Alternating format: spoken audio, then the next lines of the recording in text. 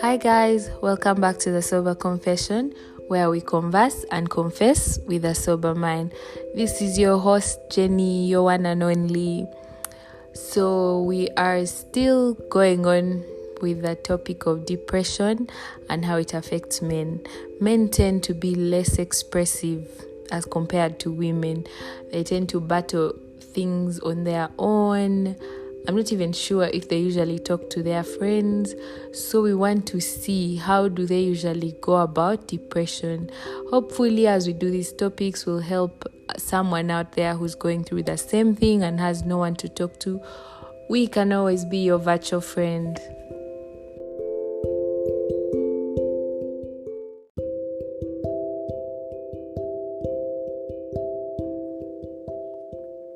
Hello. Hi, Quincy. So today we are still continuing the topic of depression involving men. And we have Prince today with us in the studio. Anyway, Prince, how are you doing today? Today I'm good. Today I'm very, very good. I woke up, I've just showered. It's summertime where I am. Great. Life's good. I've just told people you're in the studio. I tell you're saying summertime where you are. Auntie, you see, in Uganda, summertime time throughout the year. Mm? You know how this thing like dry season, wet season. It's just dry summer, wet summer. Dry summer and How wet we are. summer. Okay, and yesterday, were you good yesterday? Because you said today you're good. You know, this is depression, mental health matters. No. I'm good. I've been good for a minute. I've actually learned how to deal with it, which I will explain throughout the podcast as we go on. Okay, perfect. So could you please introduce yourself for the people listening in? Okay. Yeah. Hi. Yeah. My name is Prince. Yeah. Usually people tell people their marital status, and I am single as a toothpick, because called me. Yeah. I'm not searching at the wait. I don't know if I'm searching or not searching at the moment, because there are some things that look nice, and so you never know. You're not sure. I'm not sure, but right now I'm still like trying to like go through my healing process and everything. So I'm not really like in the searching mood, and I'm also concentrating mainly on school to finish up my degree. But yeah. Okay. So let's jump right in. I'm sure now they know you better. For all those who will want to help with the healing process and all, we shall discuss the number at the end of the podcast. So, Prince, give us your situation when a scenario where you were depressed and how you. Okay, let's first start with the scenario before we dive into how you dealt with it and all. Yeah. Okay. So I think let me what I should do is like explain my story, because the actual thing is okay. Like I had I had like a lot of stuff. I had anxiety, I had depression. Then because I had both those things at the end, I had PTSD. So it was Okay. it was a very long process. So um also I also have ADHD, which is like the main thing, which is like the cause of all these things. Okay. Okay. So like my first cases were anxiety. My first anxiety case was when we were doing UNEB S6, we were doing math. I think it was paper 2, the one of mechanics. Like I was so scared in the exam, I peed myself. Then I talked to the instructor, and they allowed me to leave late and everything, so people didn't really realize. But like that was my first anxiety attack in like real life, and I didn't even know what it was. Then my second anxiety attack comes way later on. This is a couple of years into my university. Okay. Yeah. So it was studying for an exam. I realized I couldn't breathe. I couldn't like control like my breath and everything, and I just couldn't do anything. I couldn't focus. It's like I couldn't see past a certain where it was all fuzzy. Just everything. It was like my first anxiety attack, and I didn't know what it was. So I went to like a counselor and I talked to them, and like there's a way in which one of the ways of dealing with an anxiety attack is to control your breathing. One of the ways of doing that is by taking a walk. So the walk from where I was to the counselor Yeah. actually healed me from Yeah. that. Oh, not healed, it's like gave me back control of myself. Okay? Yeah. Because when you have an anxiety attack, it's more like the fear is in control of you and you're not in control of yourself.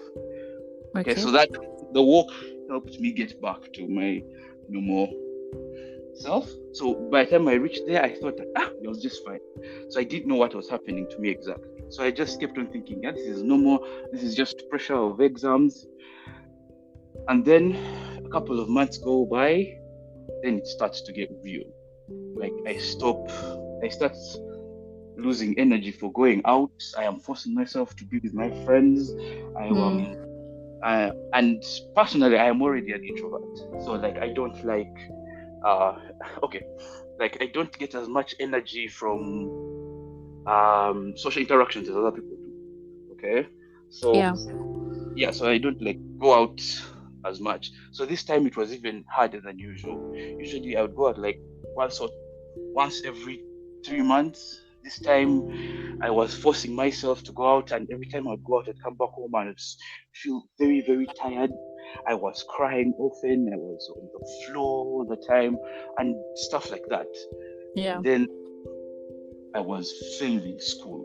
I was really, really failing school, and it wasn't like there was anything that was wrong. It was just like, how should I put it? It was just like stress Yeah. from that was depression. Yeah. Okay. So I failed school so bad I almost got kicked out. So Yeah. once that happened, I was like, okay, there's something wrong. Okay. So I first thought it was like maybe the course that I was doing, because I was doing engineering, and engineering is kind of hard. So I was like, let me move out. Okay. Yeah. And then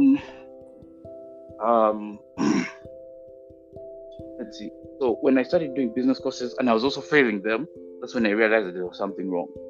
Yeah. Then I was so scared. I had no idea what was going on. I started watching YouTube videos about depression. I was looking everywhere. Then I went to a counselor. The counselor sent me to a doctor, and each and Sorry, Prince, I lost you there. Sorry, you just repeat that. Can you hear me? Yeah, I can Sorry, hear I you. lost you when you said that they told you to go to a doctor. Okay, so the counselor was like, you have depression, and they told me to go to a doctor. So I went to the doctor, and the doctor was like, you have depression. They're going to send you to a psychiatrist. Then I went to a psychiatrist, and he was like, yeah, you have depression. I'm going to put you on meds.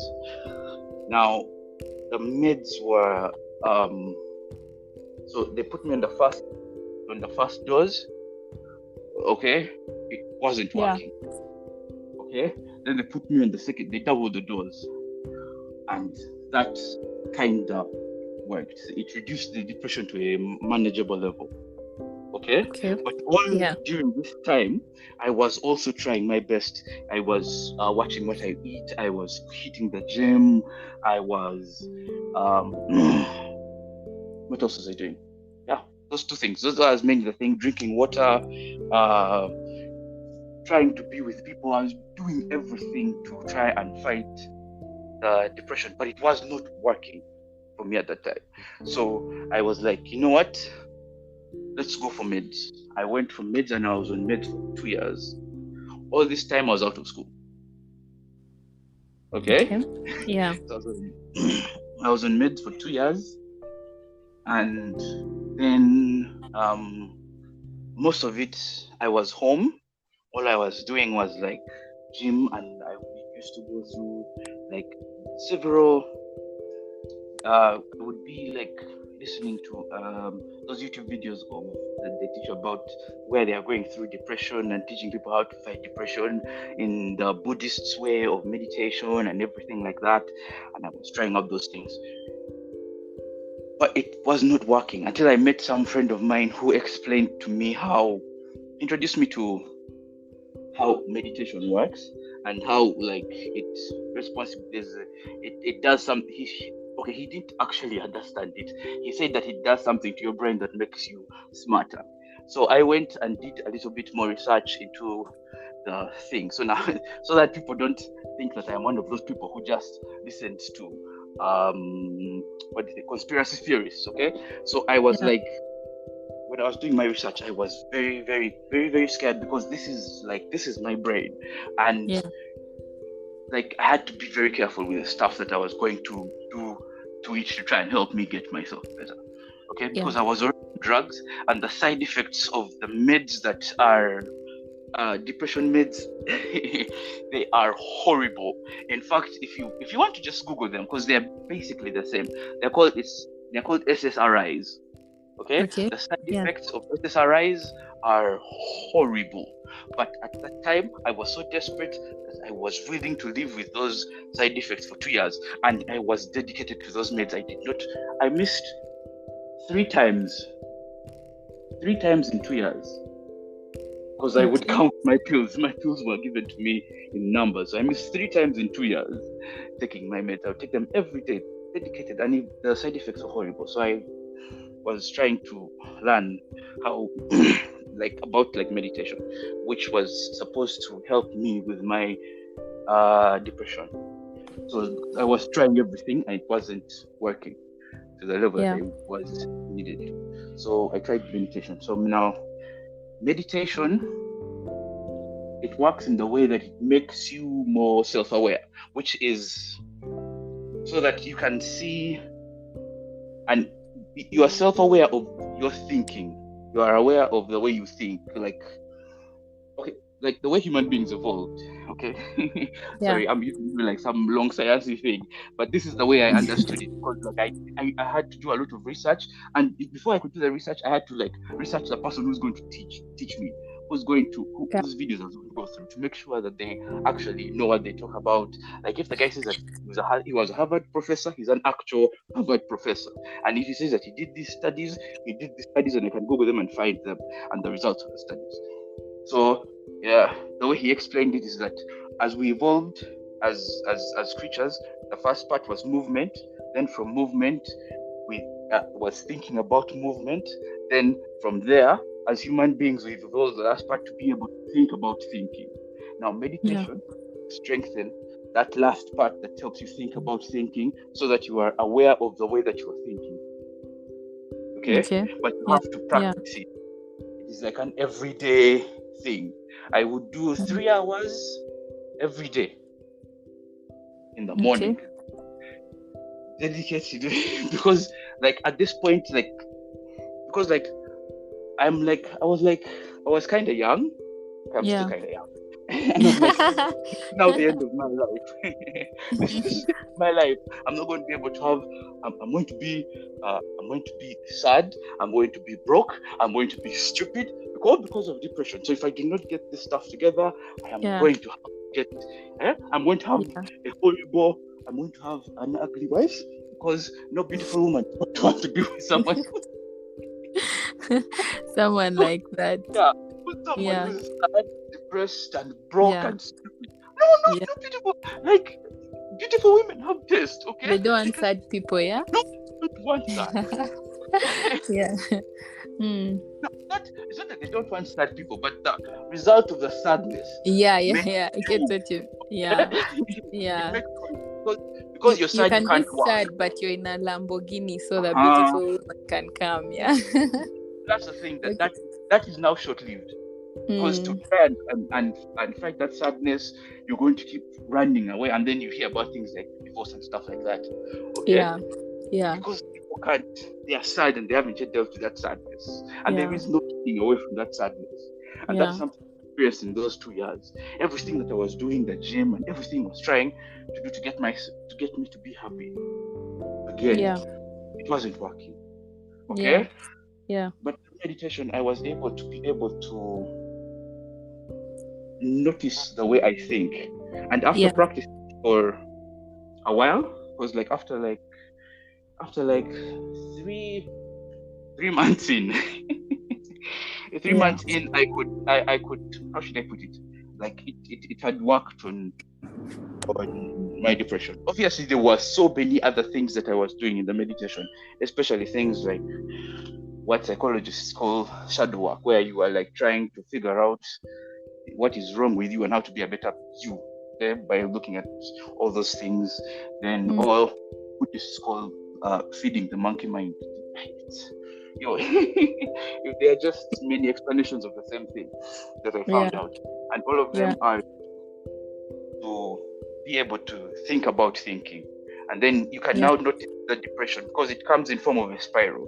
To be like, one thing, you are not good enough. If you're a woman, you are not beautiful. If you're a guy, you have no money, no woman is going to like you. If you're not married, you're not married. And then it keeps on proving to you that you are worthless. Okay? So that's how... feeding the monkey mind? No. This is how... Yes. Okay? Now, the monkey mind, when you are not in control of it, that is what it will do. And that spiral is depression. Makes sense. Okay? Then now, so that's the way the Buddhists think about it. Now, the psychologists think about it in the way of looking at your shadow, which is looking at the side of you that is bad, but it all results in the same thing. Yeah. Okay. So it's just different ways to the same thing. So how is looking at your shadow and the monkey mind, how does that help you to heal? Like you have to be aware of it so as to overcome it? Yeah. Okay, this is now... Okay, I'm going to explain it using both methods at the same time, but I can explain it using one. So you want me to explain using both methods at the same time, or just one at a time? Just don't twist us too much. Try. You can use both or one, which is easy. Let me do one at a time. So according to the Buddhists, the monkey mind is that part of you that talks. When you keep quiet, there's a part of you in your mind that you can hear, that keeps telling you things. Okay? It's like conscious. Okay? And that part keeps on talking. Okay? Now, you are not... that when you are prone to things like depression, that monkey mind is the one which keeps telling you are worthless, you will never get a man, you'll never get a good job, look at you, you're just doing stupid mistakes. It keeps on like, gnawing at you and throwing the bad things in your face, which leads to a spiral. Okay? Which is depression. Now, those spirals go to really, really bad, because they can keep going. Like, it can keep pointing out all the negative things that you have in your life until you reach the point where you unalive yourself. Yeah. Okay? Now, that is the way that the Buddhists explain it. Now, according to the psychologists, they use... This is that young guy, that professor. Now, that one is the shadow where you hide the things that you do not... Okay, like as you're growing up in your youth and everything, people tell you things about you and you believe them. Like if you're an artist and they tell you you're not good at art, and you believe them, and then you stop doing the art. Someone tells you you're beautiful, and someone tells you you're not beautiful, and then you start hiding, and then you start working, and someone tells you you're not smart or something like that. Like the negative things that people tell you that you believe. Okay? Now all those things come up and they end up in the shadow, they turn into what would be called as a shadow as you're growing up. Okay? Now you have to go in and realize that those things are not actually true.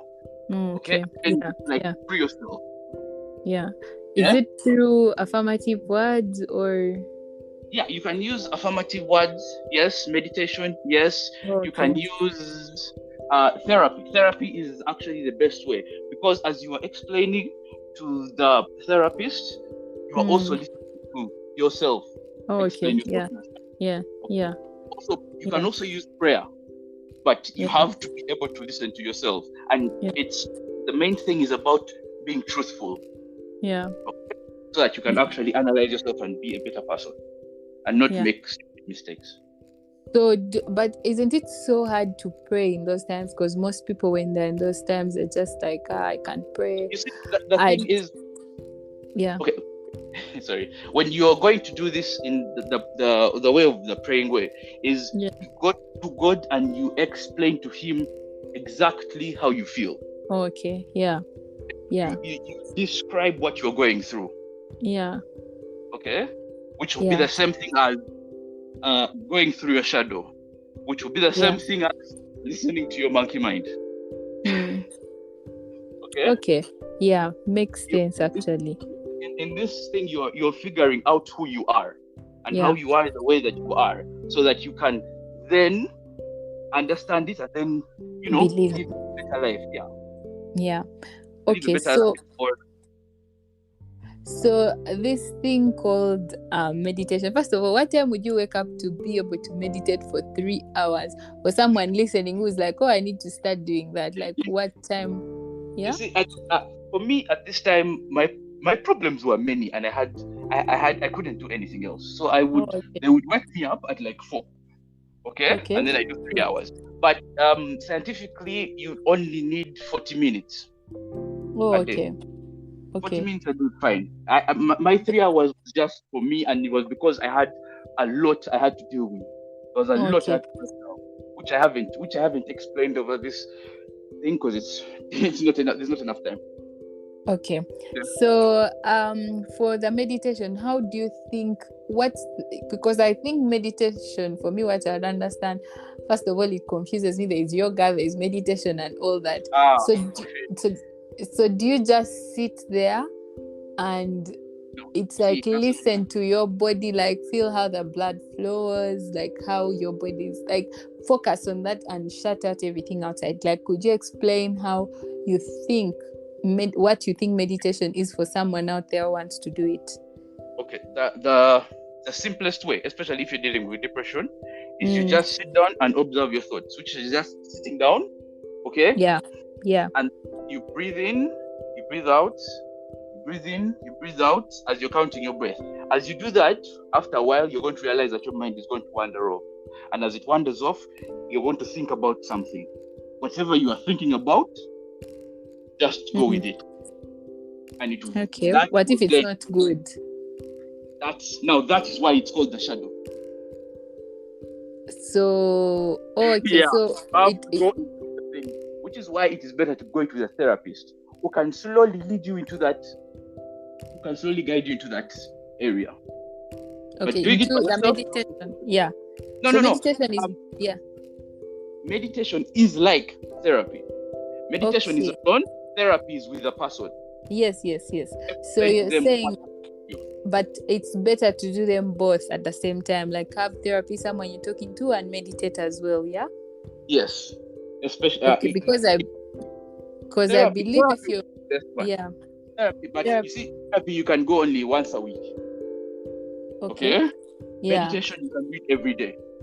Okay. So it's therapy, because it costs money. Yeah. And you have to have a good therapist, not one who is telling you what to do. Yeah. It has to be one who is guiding you through what you think of yourself, and then in that is how they help you become to understand what is happening to you, and in that understanding what is happening to you is how you figure out how to go on with your life and deal with depression. Okay, so at this time, did you feel like, first of all, you talked about the healthy eating and gym? Is this something that you saw on YouTube, or it was recommended by one of your therapists? It is recommended. It is recommended to gym. And also, if you are, there's a way in which, because right now I still gym, but I don't meditate as much. So what I did is I mixed the two together. I gym while meditating. There's a way of okay. There are many ways of doing it. It's all about focusing your attention on your thoughts. Okay, so you can even do that with music blasting in your ears at the gym by yourself. Okay. Wow. Okay. Wow, like there are several forms of meditation, so you have to figure out what works for you, right? No, but at least I've understood that the breathing part is easy. Count your breaths and watch your mind wander. Like, I think that's an easy process follow. Yeah. Some people some people count 1, 2. Then some people who are habitually just use amen. So when you're breathing in, you say then out, amen. You just keep saying that, yeah? Like that until your mind wanders, because like at first it feels like you're wasting time and you're just stupid. Okay? Yeah. But then you have to keep going. Okay? Because And then this is something Africans haven't embraced, by the way, and I don't know why. there should be an African way of dealing with this, but I haven't yet got down to it. I'm still No. Meditation is actually very healthy. I'm sure yeah, people are going to embrace it with time. yeah. Now that they've listened to it, we know. Yeah. Meditation is healthy, and it's good for these things. And there are different forms of meditation. Now, like there's the one that helps with anxiety. It's it's more of like a breathing exercise. Okay, it's 1, Yeah. 2, 3, 4, 4, 4. Okay, so 1, 2, 3, 4, you're breathing in. 1, Yeah. 2, 3, 4, you're holding your breath. And 1, Yeah. 2, 3, 4, you're breathing out. You do that 4 times. Oh, okay. Okay, and 4 then times. I repeat that process 4 times. yes, and that Okay. will bring your anxiety down. And I know this for real because I do it before every time I'm stressed. So it happened, like, when you're going for an interview or like something and you're very anxious, that works, yeah? Yes, that will work right before your interview. That will work. That will help you. Wow. It because how it works is when you are anxious, your fear takes control of you. It's like it's like the way we evolved, so that when you are in danger, your fight or flight just takes over and then you just go. Okay, so now in this case it is misfiring, and then that's anxiety. So the breathing regulates the amount of energy that is available for your system, thus regulating your heart rate, which brings the control back to you. Because the fear uses your heart rate to control you. Oh, wow, doctor. Sorry, not doctor, even therapist. You could take that path as well, by the way. Anyway, but a lot of research was done into this because I was doing it by myself, because part of the time when I was sick, I had to like move from different areas, and there was also corona, so I couldn't see my therapist. So I had to learn all these things by myself during corona. Okay. I understand. Okay. And the SSRIs, like, what are some of the very bad effects that you face when you are taking these? This should count as a sober confession. Okay, I had no, it's not counting as a sober confession, but yeah. Tell us. I had constant diarrhea for those 2 years. Oh, okay. One of them. And that's like the worst. No, my skin color darkened. I did not feel like I was in my own skin. Like I felt uncomfortable in my own skin. Like you just feel uncomfortable. My smell changed. My taste, my eyesight, and my smell became extremely sensitive. I was sexually numb. Okay. Like women didn't like you can see a babe and she's fine, but it wasn't giving. You know what I mean? Yeah. No, there was no that whole primal urge of like, damn, this babe's fine. Like, that urge to like go and maybe even talk to her or anything like that. It wasn't there.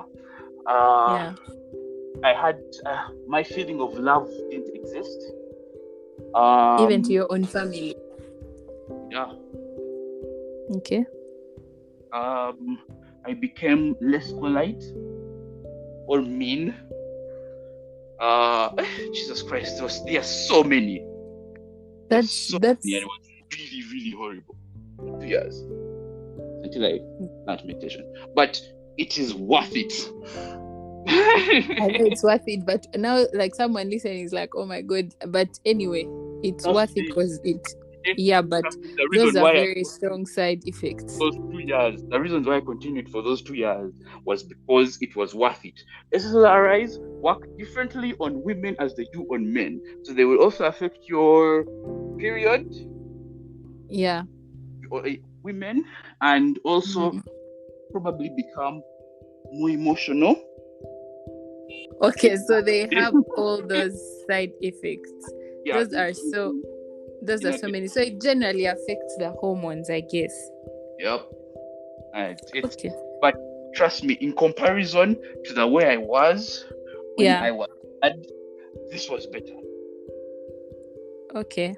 Yeah, I understand. It's worth it, but those are strong side effects. It's good to go in when Very you're strong. aware of the side effects anyway. But So, they explained to you. did your friends help in any way? Because No, they for haven't me, really worked. During this period of time, when my friends found out that I had depression, they didn't believe me because I was hiding it so well. They didn't believe me, so they ridiculed me. They shouted at me. They made me feel bad for being me. They shouted at me. They ridiculed me. It wasn't how should I put it? I don't know how. It wasn't the best of times between me and my friends because of the stuff that I was going through. And no one, I think it was because I was hiding it so well, no one believed me. They all just thought I was pretending and just trying to get attention, which I didn't like. And I wasn't trying to get attention because trying to get attention by being sad is stupid.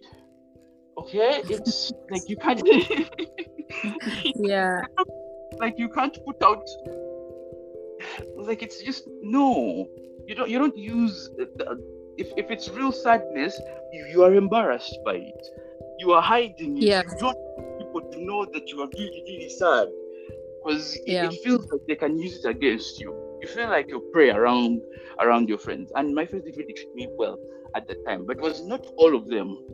Okay, it was just a particular group of them that I actually don't talk to anymore. And also my girl at that time left me because of depression. So it wasn't relationships at that time. It so wasn't do you really that. think it was because of how you were acting like this, the side effects of being mean and all, or for the girl particularly, or it was because she felt that, I don't know, that you were vulnerable, I don't or know. you couldn't be I, enough? You don't no, know? I don't know. I didn't.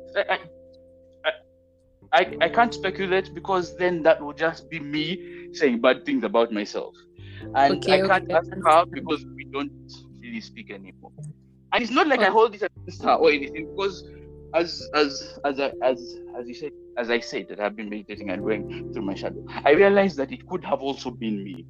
Okay, so I Okay. don't even Yeah. blame her or anything like that. It's just that the relationship ended, Hmm. and that also had a horrible effect on me.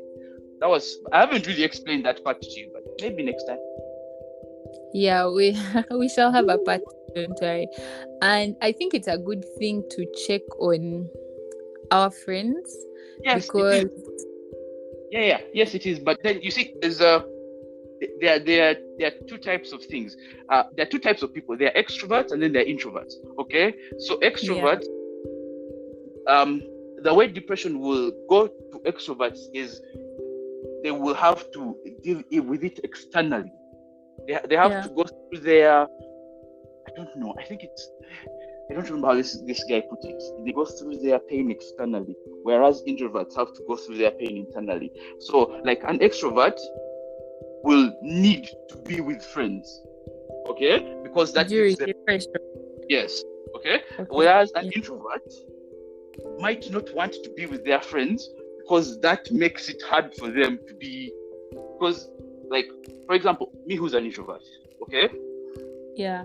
you are supposed to go and be with your friends, whether you're an introvert or an extrovert. It is necessary. Social interaction is necessary for you to exist in the world.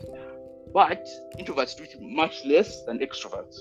Okay, so introverts they lose energy per person they interact with, whereas extroverts gain energy.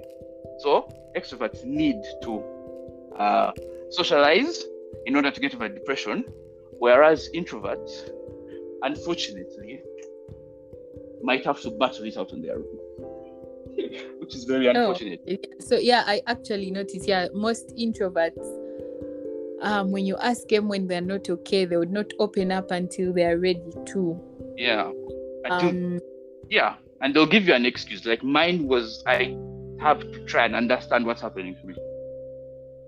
I get. And you see some people disappear also off social media. Like you check that and see that their patterns are different, completely different. And yeah, but I guess when they come out, it's always good to welcome it. I don't know about if I was shocked when you told me that you were depressed, but I hope because I'm learning about depression in this series. No, you actually treated me in a good way. And it's, by the way, about my friends who treated me badly, it wasn't like all of them.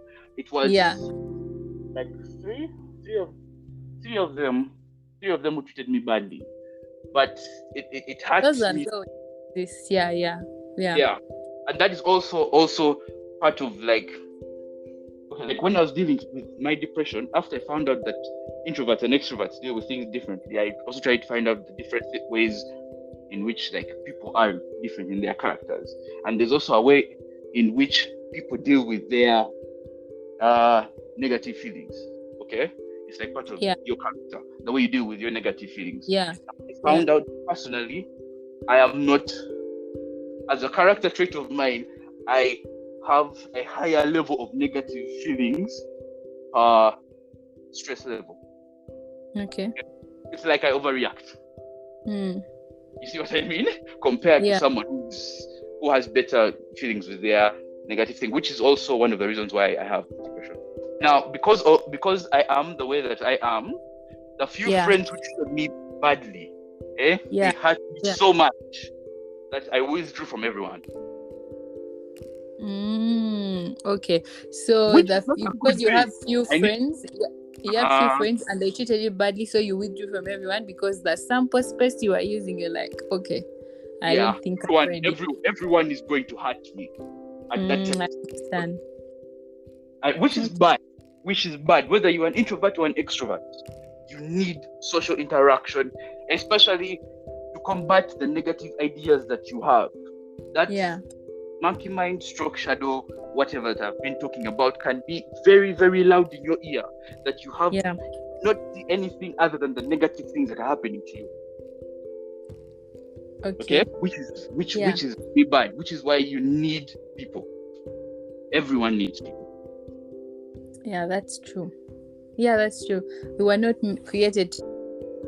One said it even in, I think Moses said it in one of the previous episodes we had on depression. Okay, so Prince, thank you so much for sharing your experience. I'm sure people will have so many questions. I can't exhaust everything now because we've come to the end of this episode, but thank you so much for actually sharing and opening up and helping people out there. It takes so much to come out and share. So you're welcome. So what's your sober confession for today, given the tradition? Oh God. Sober confession. Yeah, the easiest part, imagine. Okay, so now that I go to gym, there's this babe that goes to gym and she's sick, you guy. Hey, I almost proposed even without even knowing her name. You can still do it's your hangout place, no? Zendeka, leave me alone. No. You tell us how that you tell us how that goes. In the other episodes. But we'll definitely have you back with so many questions and people out there who want you to help them or probably need your number. Maybe to help you heal, maybe for you to help them heal. We shall find out. Okay, thank you so much, Prince. Thank you, everyone who has joined in to listen. We hope to have you back. Please go to our social media page on Instagram, The Sober Confession. Like, follow, and send us your questions there or any comments, anything that you want to say. We'll be very excited to always hear from you. Thank you. Bye-bye.